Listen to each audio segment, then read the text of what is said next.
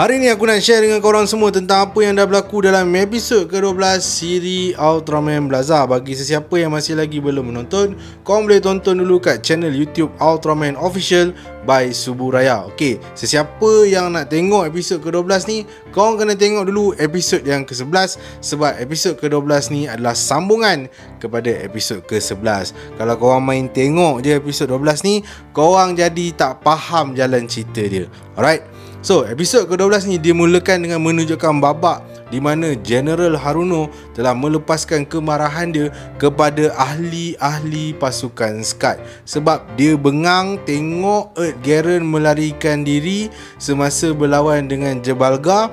Lepas tu dia tengok ahli-ahli pasukan SCAD ni berharap pula kepada Ultraman Blaza untuk mengalahkan Jebalga.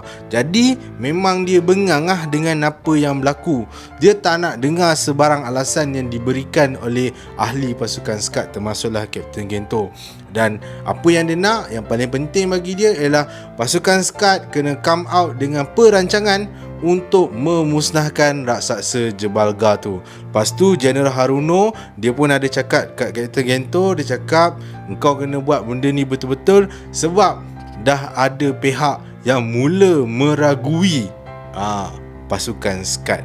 So nak tak nak, semua ahli pasukan SCAD terpaksalah bekerjasama, berusaha keras untuk come out dengan satu rancangan.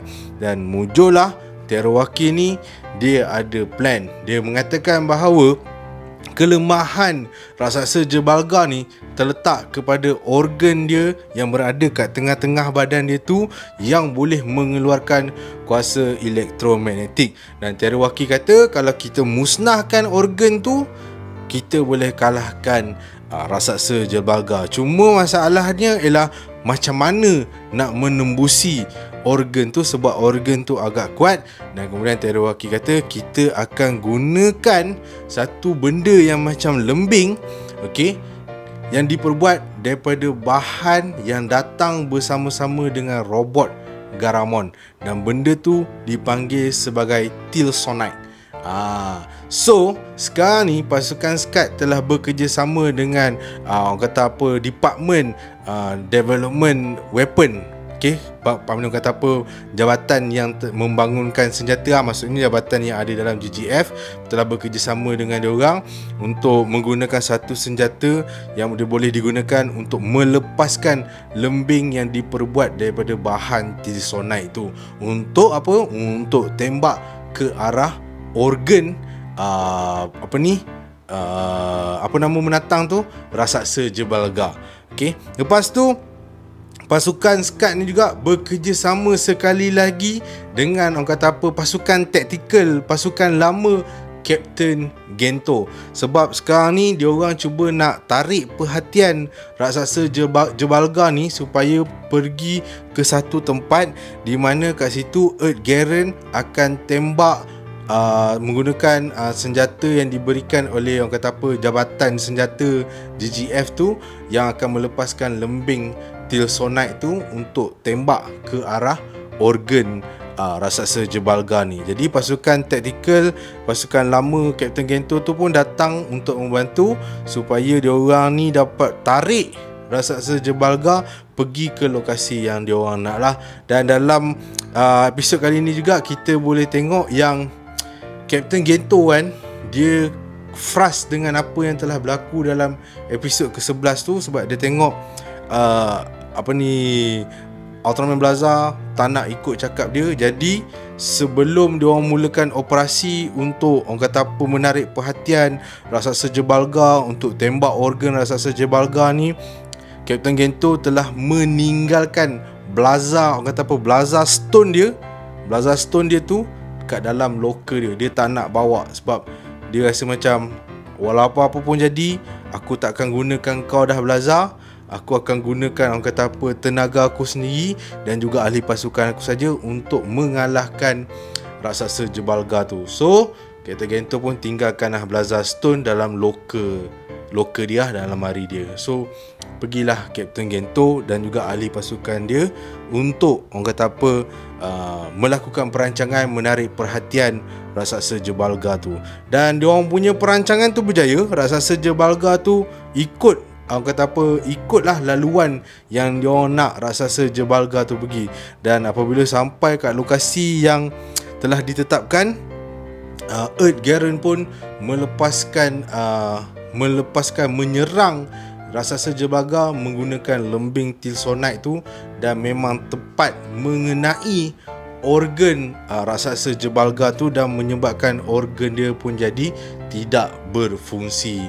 So kesempatan ni pun digunakan oleh Earth Garen untuk terus membuat serangan close combat terhadap raksasa Jebalga. Tapi malangnya raksasa Jebalga ni memang kuat gila, dan Earth Garen, walaupun raksasa Jebalga punya senjata elektromagnetik tu dah rosak, dah tak boleh pakai, tapi Earth Garen still tak boleh nak kalahkan raksasa Jebalga tu. Dan benda tu menyebabkan Captain Gento cuba untuk membantu dan dia pun ingat dia masih lagi ada Blaza Stone, dan dia nak ambil keluar dia punya Blaza Stone. Tengok-tengok baru dia teringat, alamak, Blaza Stone aku dah letak dalam loker aku. So terpaksalah Captain Gento membantu untuk menyelamatkan Earth Garen tu menggunakan senjata biasa saja. Tapi malangnya raksasa Jebalga telah mengeluarkan sedikit kuasa elektromagnetik dia yang masih ada, dan menyebabkan serangan tu terkena kepada Captain Gento. Dan serangan tu menyebabkan tiba-tiba Captain Gento ni dia telah dikuasai oleh Ultraman Blaza. Tiba-tiba dia termasuk dalam alam bawah sedar, dan rupanya dia termasuk dalam memori Ultraman Blaza, di mana Ultraman Blaza menunjukkan apakah yang telah berlaku sepanjang Blaza berada di dalam badan Captain Gento, sehinggalah kembali ke detik di mana Captain Gento bertemu Blaza buat kali yang pertama. Dan pada ketika itu barulah Captain Gento sedar yang Blaza buat selama ni, yang macam masa Blaza kontrol badan dia, tarik dia terbang, tinggalkan lokasi masa dia bertempur dengan Jebalga. Sebenarnya Blaza buat macam tu atas tujuan untuk menyelamatkan Captain Gento. Tapi untuk kali ni Blaza datang semula dengan dengan niat untuk membantu Captain Gento menyelamatkan kawan-kawan dia dan juga untuk menyelamatkan bumi . Dan kemudian Captain Gento kembali ke alam yang realiti, dan dia pun angkat dia punya, kemudian bukan dia angkat, dia bermula first kali Blaza Brace keluar kat tangan, dekat dia punya pergelangan tangan, dan kemudian Blaza Stone yang ada kat dalam loker dia tu bergegar loker dia, boom, Blaza Stone tu keluar daripada loker dan terus menuju ke Captain Gento. Babak tu memang aku rasa macam best gila pada waktu tu, sebab rasa macam macam mantap gila babak tu kan. Sebab Blaza Stone tak ada kat dia, tapi akhirnya Blaza Stone tu boleh datang kat Captain Gento. So bila Blaza Stone dah datang kat Captain Gento pun bertukarlah menjadi Ultraman Blaza. Babak berlawan tu macam biasa, tak ada masalah. Tapi babak yang best semasa berlawan tu ialah apabila Ultraman Blaza berjaya menukarkan lembing Tilsonite tu menjadi pedang Tilsonite. Dan pada waktu tu Captain Gento ataupun Ultraman Blaza telah mendapat Blaza Stone yang baru, iaitu Blaza Stone Garamon. Dan dengan Blaza Stone Garamon itulah pedang Tilsonite tercipta.